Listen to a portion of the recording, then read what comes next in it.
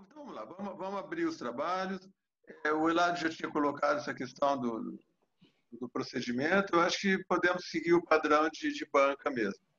O Vinícius, então, se apresenta, conta um pouco do histórico do percurso. Bom, eu imagino que o relatório possa ser, já fale por si, né? E, em seguida, a gente abre para o Eduardo, para o Oswaldo e para o Eládio fazer considerações. E espero que também temos tempo para abrir para o público também, que queira esclarecer ou sugerir alguma coisa. Vamos lá, Vinícius, por favor. Muito bem, começo agradecendo, dando boa noite para todo mundo. Estou muito feliz em poder compartilhar os resultados dessa pesquisa com os amigos, amigas, familiares, colegas, gente que atravessou a vida, gente tão inspiradora do percurso que está aqui, os professores que estão assistindo a banca, os professores que estão compondo a banca. Então, inicialmente, a primeira coisa que eu teria a dizer é que tudo que eu vou falar, de algum modo, é o espelhamento de algo que a gente já trocou. E não é à toa que nos textos acadêmicos eu faço questão de escrever na primeira pessoa do plural. Nós fazemos as coisas, nós desenvolvemos, nós investigamos. E já usando até a crítica que o Canguilhem faz à psicologia de uma escrita impessoal que aparenta dar uma ideia de separação entre pesquisador e objeto, enfim, tem vários motivos. Então, eu quero agradecer muito já nesse início, porque o final, o momento de um percurso é bastante significativo para mim. Quero agradecer a 3 pessoas, porque eu vou agradecer agora porque está todo mundo prestando atenção, depois a fase teórica pode ficar chata e tal. A primeira pessoa é a minha mãe, que ela deve estar aqui em algum lugar, e sempre leu um tarô cigano para mim nos momentos mais necessários, foi super fundamental. Peguem o WhatsApp dela quem quiser. Agradeço ao Boca, esse orientador de muita inspiração para a conduta acadêmica, e sempre, para além das sapiências, sempre me ensinou 2 coisas, a humildade e a polidez, a polidez do debate acadêmico, que sempre me colocaram no meu lugar. Assim. E uma terceira pessoa que foi muito importante para o desenvolvimento desses trabalhos recentes, mais anteriores, que todo mundo fala dela, sempre faz referência a ela, mas nunca sabe o que está fazendo, é o Vinícius Elgozi Lara, que é o meu amigão, que fez a arte dos cartazes, está sempre presente fazendo os cartazes do seminário, e que fez a capa do livro, que é também um resultado dessa pesquisa, uma capa muito bonita. Eu quero agradecer essas 3 pessoas em especial e a todos vocês também, amigos e amigas que, enfim, chegam nesse momento dessa trajetória, que a pesquisa que eu estou fazendo tem a ver com uma inquietação de trabalho que remonta aos tempos da graduação. Falávamos em políticas públicas no início, isso também eu deveria ser grato, mas não dá para agradecer a políticas públicas, mas dá para agradecer, pensar que políticas de Estado são muito importantes. Então, eu fui de uma turma de ProUni, eu acho que isso é importante ressaltar. Então, não tem ancestralidade acadêmica na minha família, e eu conheço várias pessoas que estão aqui que também não têm, que puderam ser impulsionadas por esse lugar. Enfim, e esses títulos que a gente vai ganhando e vai podendo entrar nesses lugares que não eram dados a nós. Então, eu quero também fazer essa referência. E pensar aqui, e daí na minha fala, vai trazer um pouco dessas inquietações desde o início da graduação, e eu vou dividir ela em 2 partes.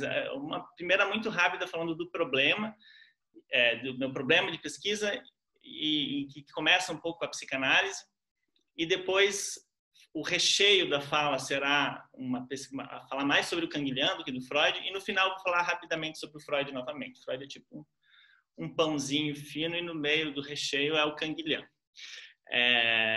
Porque me parece que do Canguilhem a gente ainda precisa saborear mais, e o Freud já tem bastante material, então eu vou me dedicar mais a falar do Canguilhem. Bom, qual que foi o título dessa pesquisa, o título final que eu dou a ela? Remonta às experiências práticas e teóricas que eu tive em distintos momentos da vida, que é a seguinte: porque desde o início da faculdade de psicologia sempre foi essa questão, porque em determinado momento ou contexto algo passa a ser considerado como doentio ou patológico? Onde se abriga esse critério? Por que a gente fala, né, em novos, por exemplo, novos sintomas, novas patologias da contemporaneidade e não fala, então, de novas formas de existência?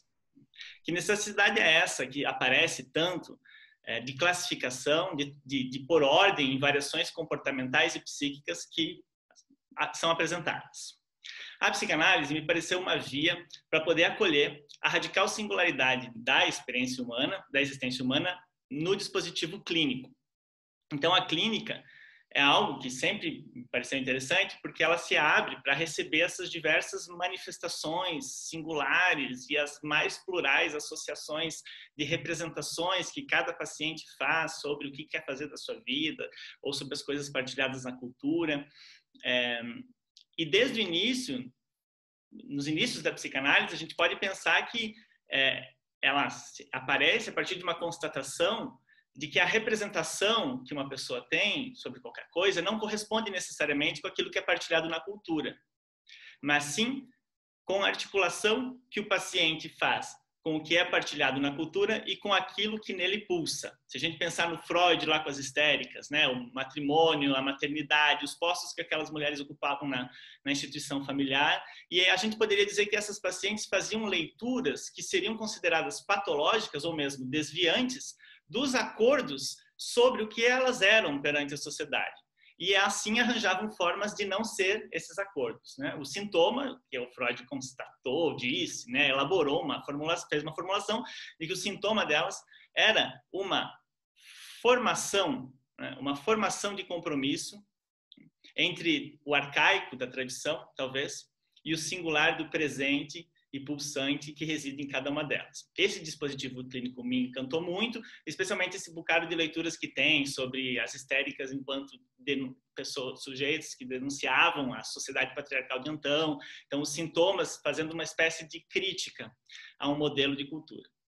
No entanto, fui percebendo que mesmo a psicanálise não deixava de me incomodar no uso de jargões da psicopatologia tradicional, né? Sintoma, psicose, neurose, psicopatologia. E aí eu ficava me perguntando por que eles continuam operando e se a clínica psicanalítica não se emancipa deles efetivamente, né? Porque mesmo que se diga que se emancipa, quando a gente usa expressões como os psicóticos, os autistas, as histéricas, as neuroses obsessivas, são discursos de normatização. Bom, a questão que ficou? O que é preciso fazer para a gente se emancipar desses jargões? E eles estão assentados em quê? A pesquisa que eu fiz e o que eu vou apresentar hoje é um pouco uma tentativa de leitura a partir do Canguilhem, que foi um autor que eu conheci na faculdade, contexto que é a psicologia, que a Neuzi Barbarini entregou no corredor e que eu entendi muito pouco. E depois, em 2014, quando o Boca voltou do pós-doutorado dele, ele trouxe muito material do Canguilhem e parece que o Canguilhem me permitiu entender por que tem esse apego e a normatização que se utiliza. Então, nessa apresentação de relatório, eu vou apresentar uma das ideias desenvolvidas, mas que eu tenho considerado a mais basal da pesquisa que foi feita nesse ano. Assim, a gente fez várias derivações, tem várias publicações que estão saindo ainda, mas a ideia basal é essa. Esse problema com a categorização. Bom, se vocês observarem, acompanharam os seminários ou grupos de estudos, ao longo desse ano e meio, a gente sempre utilizou duas palavras, e hoje elas estão no título da apresentação, que é singular e insurgente. Se a gente for olhar no dicionário, o que a palavra insurgir mostra? Insurgir, lendo o dicionário aqui. Revoltar-se contra um poder estabelecido, levantar-se, sublevar-se, erguer-se. Expressar com atitudes ou palavras desacordo em relação a algo. Opor-se, reagir. Olha essa que bonito, surgir vindo do fundo. Emergir, sair, erguer-se. E o exemplo que o dicionário dá é: o monstro insurgiu do mar. Canguilhem gosta muito dessa expressão, do monstro. E o que é singular? Único de sua espécie, distinto, ímpar. E uma outra acepção aqui do dicionário, na entrada singular, é que causa surpresa, surpreendente, espantoso, bizarro. Qual que é a tese que a gente tentou trabalhar ao longo desse ano e meio de pesquisa? Um estado patológico, que a gente escreve sob rasura no cartaz, um estado patológico seria uma expressão singular e insurgente, porque, de algum modo, ele enfraquece a ideia de ordem da natureza, a ideia ele enfraquece as expectativas que são depositadas sobre o que é, ou como deve ser, ou como deve operar um indivíduo.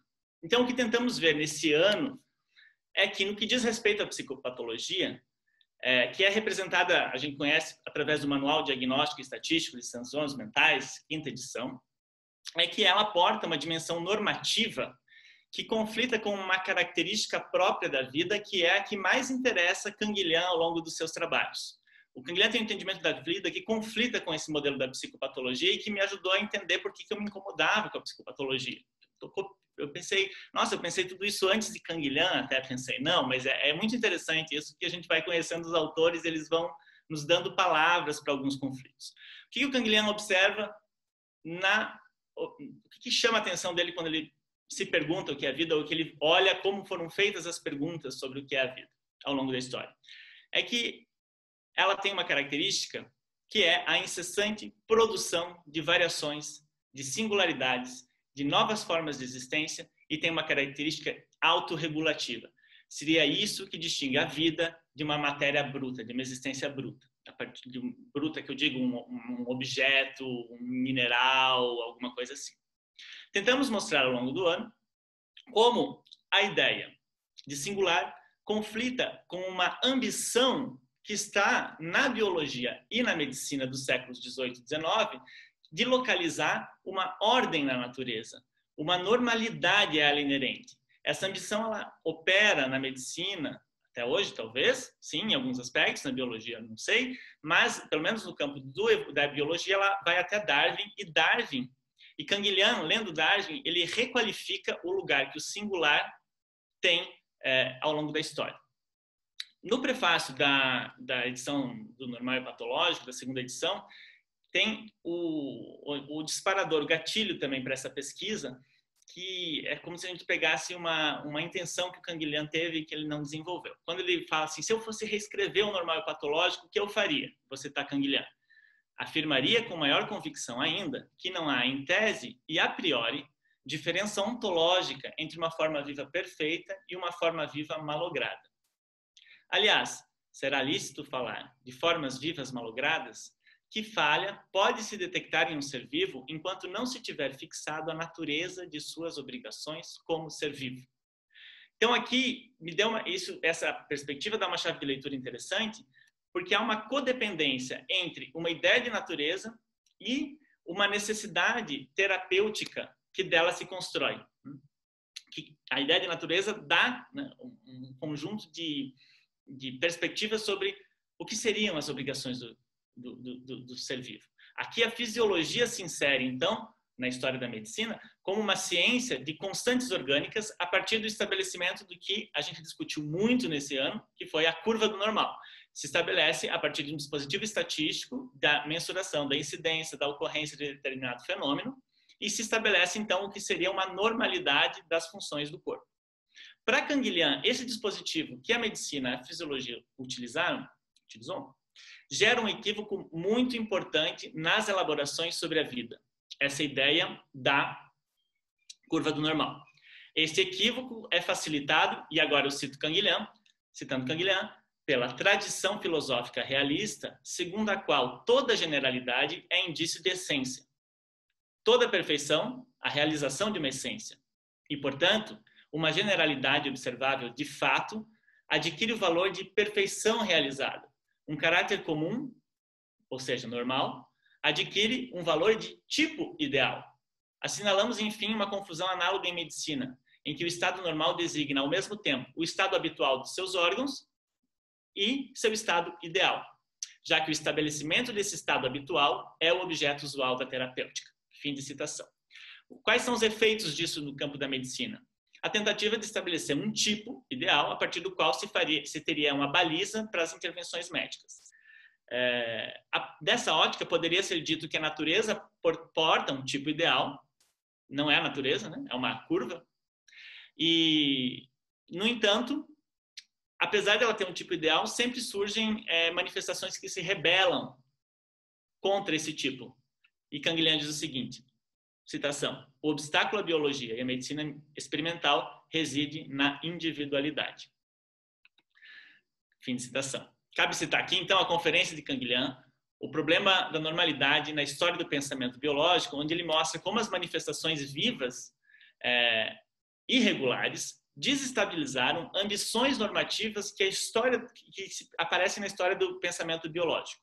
O que notamos é que Canguilhem indica como o problema da normalidade assume diferentes formas ao longo da história da biologia, notadamente no que diz respeito ao estabelecimento de uma unidade da vida. Contudo, ele faz uma análise bem minuciosa, mostrando trabalhos de naturalistas, de pessoas, de filósofos que estavam se perguntando sobre a vida, como as singularidades eram sempre um problema a ser resolvido no sistema de classificação. Ele comenta, por exemplo, a palavra biologia, que foi elaborada pela primeira vez pelo Lamarck, um outro naturalista contemporaneamente, em 1807, 1802, bom, na primeira década do século XIX. Nas classificações que ele faz, ele procura estabelecer uma ordem da natureza dos seres menos perfeitos aos mais perfeitos, aos mais complexos, e ignora os seres que escapam a isso. Existem poucas anomalias para estragar esse ideário que Lamarck estabelece na sua filosofia zoológica, que é esse texto famoso dele. A mesma coisa ele mostra como Aristóteles percebe uma ideia de normalidade a partir da constância da forma. E tudo que sai da constância da forma é classificado como anormalidade e estraga um sistema classificatório. Ou ele cita também o caso de Descartes, que se viu obrigado a integrar, citando Canguilhem, na definição de ser vivo, que reivindicava Descartes como objeto da mecânica, ele se viu obrigado a integrar alguns atributos positivos rebeldes a essa jurisdição da mecânica. Fim de citação. Bom, ele vai mostrar essa história dessas tentativas de estabelecimento de ordem na natureza e percebendo que sempre há algo que estraga essa ambição do naturalista ou do filósofo. Até que Darwin faz uma mudança muito fundamental a partir da teoria da seleção natural, quando ele mostra que, aqui tem uma citação do Canguilhem muito interessante, que diz o seguinte: será tarefa de Darwin descobrir um mecanismo natural de normalização da anatomia menor, que é a variação. Ou seja, quando chega Darwin com a seleção natural, ele mostra que, bom, o pressuposto básico é que há variedade na produção de novas formas vivas. A cada prole sempre tem diferença, não existe identidade entre as formas vivas. Existem semelhanças, mas não identidade. E é justamente o singular, diferente das outras perspectivas de Descartes, Aristóteles ou outros, Lamarck, outros naturalistas, no caso do Darwin, é justamente o singular o que vai fazer o que vai possibilitar um entendimento. O singular no Darwin ele é valorizado, ele não é excluído.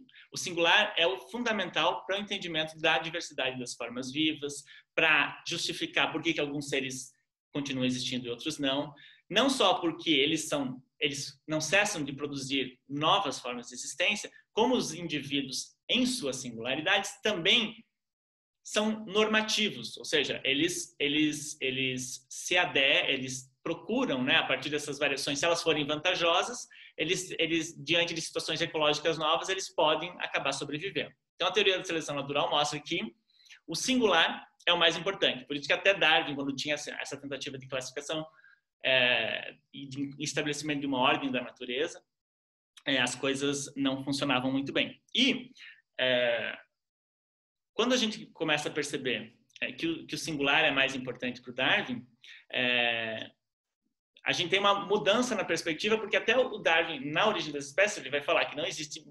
Ele vai atacar um pouco a ideia de classificação, de distinção entre variedade e espécie. Ele vai falar que tudo isso é muito confuso, e não é isso que ele se atém. O que ele se atém na obra é justamente a produção incessante de variações.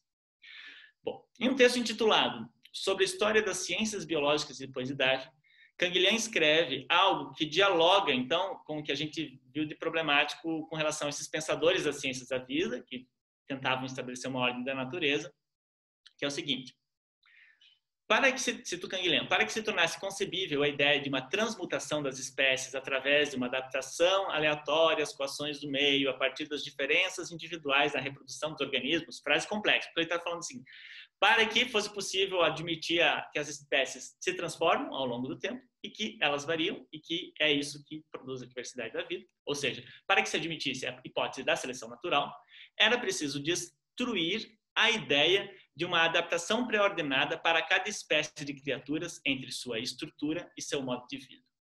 Os seres não foram feitos para ocupar os lugares em que eles estão ocupados. Não há uma inspiração divina para isso.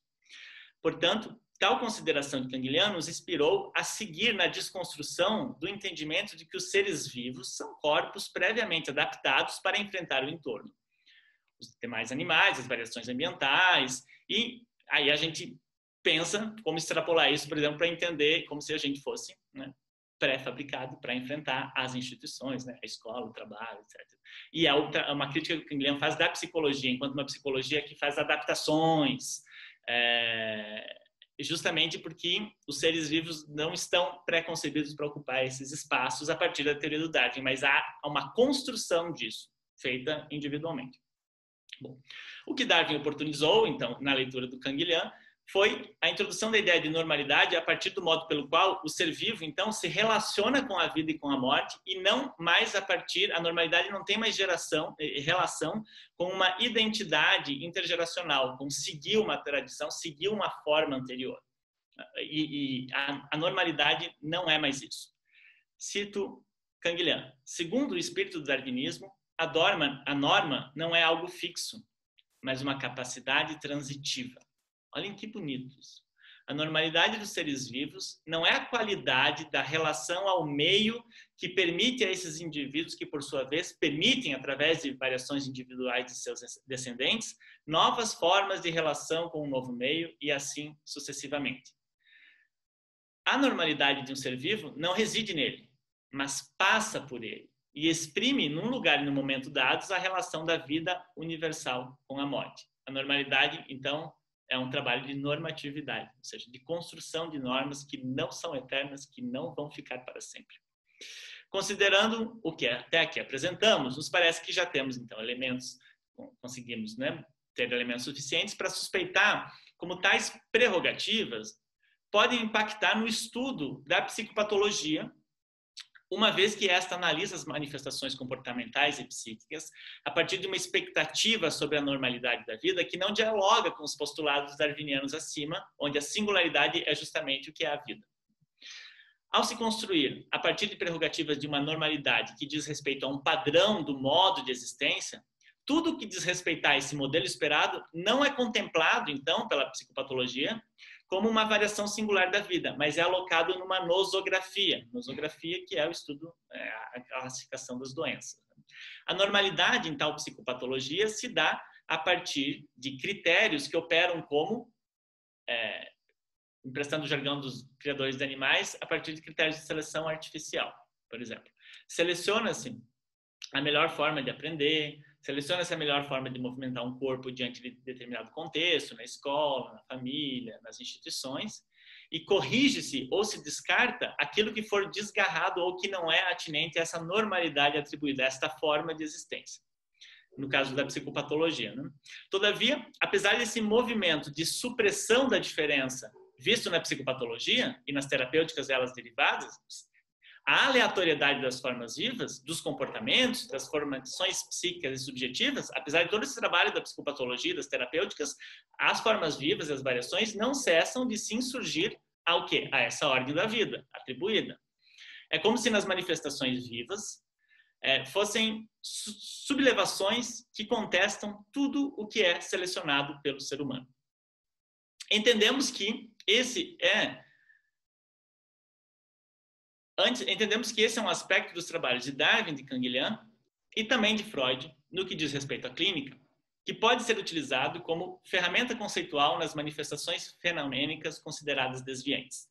Antes de desviantes, parecem ser oportunidades para novos modos de existência, parecem ser a própria manifestação da diversidade e parecem ser a crítica a uma expectativa de existência do sujeito que se faz sobre elas. Nesse sentido, notamos que na pesquisa que a construção de compreensões das singularidades a partir de uma relação que estabelece com certa regularidade da natureza, parece ter condicionado as abordagens do singular em recursos conceituais que custam a apreender o devir e a contingência das manifestações humanas e da natureza, sendo as manifestações singulares o indício da impossibilidade de reduzir a natureza da vida a um conjunto de regras e leis fixas. No que diz respeito à variação em sua singularidade, Encontramos também no trabalho de Canguilhem, durante a pesquisa, uma elaboração teórica que se funda justamente sobre o caráter dos indivíduos vivos em produzir manifestações de ruptura com essas expectativas criadas sobre a ordem da natureza. O que essas manifestações revelam, as patológicas, e que nós estamos entendendo como desviantes ou singulares, é a falência, elas revelam a falência de um modelo essencialista baseado em uma idealidade ou uma normalidade que diga o que é a vida. Canguilhem sugere uma via alternativa, segundo a qual é preciso pensar a vida, o vivente, como uma organização de propriedades e não como um sistema de leis físico-químicas e normalizadas. No texto chamado Conhecimento da Vida, ele escreve o seguinte: com muita frequência, os sábios consideraram as leis da natureza como invariantes essenciais, cujos fenômenos singulares constituem exemplares aproximados, mas falhos para reproduzir a integralidade de sua suposta realidade legal. Fim de citação. Mostrar a vida como um conjunto de leis é o que pode levar, nos parece, à patologização justamente dessas variações que podem propor modos distintos de relação com o meio. Então é preciso, seguindo essa lógica canguilhemiana, reconhecer as variações, os desvios, reconhecer as infrações à ordem da natureza, por outra via. Cito Canguilhem: o desvio se apresenta como uma aberração que o cálculo humano não consegue reduzir à estrita identidade de uma fórmula simples, e sua explicação o dá como erro, fracasso ou prodigalidade de uma natureza. Entretanto, um gênero vivo só nos parece viável uma vez que ele se revele fecundo. E o que é fecundo para o Canguilhem? Continua a citação, ou seja, produtor de novidades, por mais imperceptíveis que elas sejam à primeira vista. Sabemos bem que as espécies se aproximam de um fim quando se engajaram irreversivelmente nas direções inflexíveis e se manifestaram sob formas rígidas. Em suma, podemos interpretar a singularidade individual como um fracasso ou como um ensaio, como um erro ou como uma aventura. Fim de citação. A gente tem que lembrar, então, o poder que a seleção natural que opera a partir dessas variações individuais, né? Localizamos, assim, a necessidade de visualizar diferentemente para essas manifestações desviadas, precárias, instáveis, ambicionando nelas localizar possíveis inovações, invenções, eclosões da diversidade e, para além, refletirmos se, na psicopatologia, há reflexão suficiente sobre o manejo do meio que entorna tais manifestações. Dado que o ser humano pode, através da técnica, requalificar os modos de existência em estados da natureza. Cito Canguilhem: se então é verdade que uma anomalia, variação individual sobre um tema específico, só se torna patológica em relação com um meio de vida e gênero de vida, o problema do patológico no homem não pode permanecer estritamente biológico, já que a atividade humana, o trabalho e a cultura têm como efeito imediato alterar constantemente o meio e a vida dos homens. Fim de citação. Bom, a cultura tem efeito no entendimento do que é a vida, do que é a natureza humana, e também tem ingerência para requalificar o anômalo, não necessariamente via terapêutica, mas também via transformação do meio no qual esse indivíduo vive. Nos ocorre, depois desse trajeto percorrido, um conjunto de questionamentos que seriam orientadores de práticas e discursos das terapêuticas. De que forma as intervenções terapêuticas pensam o lugar da variação na natureza humana? As terapêuticas consideram esse dado da vida, que é a variação incessante, a produção da diferença? A psicopatologia é uma psicopatologia da diferença ou uma psicopatologia assentada em um modelo que se institui sob o prisma de uma ideia de normalidade? O singular é visto como insurgente? O desvio é necessariamente patológico?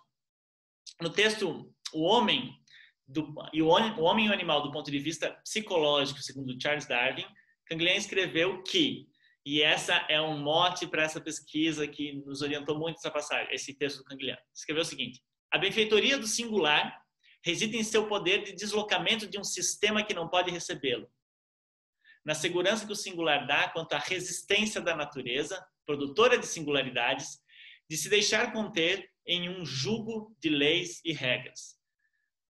A tradução dessa passagem é complicada, porque o Canguilhem usa uma palavra que também pode ser traduzida como canga, que é aquele dispositivo da agropecuária. Então, o singular reside em seu poder de resistência a se conter em uma canga, de leis ou regras. E ele continua: é pelas singularidades que a natureza proclama sua selvageria. Nesse sentido, percebemos que há um político quando propomos nos abrir para o singular, que é se abrir justamente para aquilo que subverte, abala e coloca a questão às ordenações, a ordenação científica dos fatos humanos. Eu vou me encaminhar para o encerramento. Teria mais um debate que eu pensei em fazer, mas não vai dar muito tempo, que seria a segunda parte sobre a psicanálise, que a gente teria que fazer um trabalho ainda, a gente trabalhou também sobre a ideia de normatividade, sobre a ideia dos valores vitais e como isso pode ser pensado na construção da clínica psicanalítica, etc. E agora via psicanálise institucional, que é o que a gente veio pesquisando mais recentemente. Bom, vou me encaminhar para a conclusão. Ao admitirmos que não há na natureza repetição, mas sim incessante construção de diferenças, é preciso que sejam concebidas novas formas de lidar com o desvio, com a manifestação singular.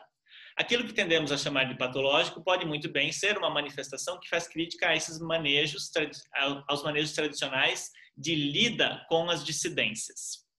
Nos parece que é preciso rever os vocabulários da psicopatologia para palavras que indiquem experiências de existência radicalmente diversas e assim possamos estabelecer em nosso trabalho um ato político que a gente tem considerado como uma abertura para o singular.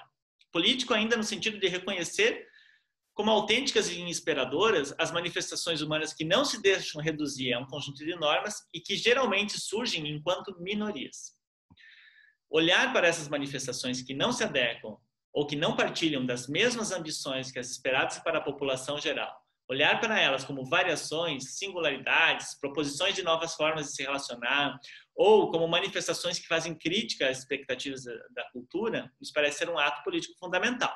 Isso porque nos levariam à construção de leituras compreensivas das expressões que variam em relação às tradições e que confrontam a ordem atribuída à natureza humana.